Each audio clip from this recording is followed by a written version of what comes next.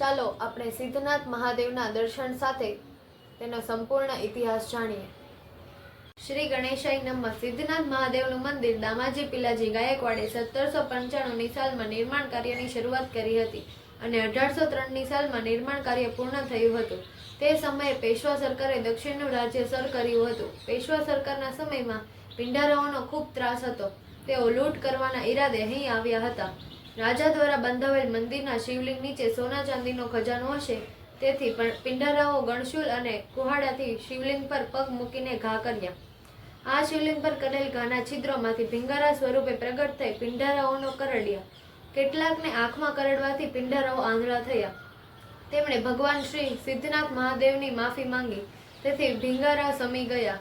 આ શિવલિંગના દર્શન કરતા જણાય છે કે તેની ઉપર પિંડારાઓના પગનો પંજો અને નાના નાના ઘા કરેલા છિદ્રો જોવા મળે છે.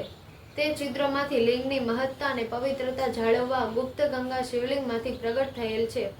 માક્ષર સુદ એકાદશી ગીતા જયંતિને દિવસે અહીં જાત્રા યોજાય છે. આ દિવસે સવારથી શિવલિંગના દર્શન થાય છે, રાત્રે મહાપૂજા થાય છે અને બીજા દિવસે સવારથી ઘીના કમળના દર્શન કરવા હજારો લોકો આવે છે અને કાવડિયાઓ દ્વારા તાપી મૈયાના પાણીનો અભિષેક થાય છે. મહાશિવરાત્રિને દિવસે તેમજ શ્રાવણ માસમાં તાપીના પાણીનો અભિષેક કાવડિયાઓ દ્વારા થતો હોય છે. તાપી પુરાણમાં તાપી અષ્ટોત્તરીના 48મા શ્લોકમાં પાપોનો નાશ કરનાર સિદ્ધનાથ મહાદેવનું ધામ છે તેનો ઉલ્લેખ છે. તતઃ શ્રી રાઘવ ક્ષેત્રે શ્રેષ્ઠ રામેશ્વરમ તથા સિદ્ધેશ્વર શતાનિકે ક્ષેત્રે પાપ હરમ પરમ. Thank you for watching.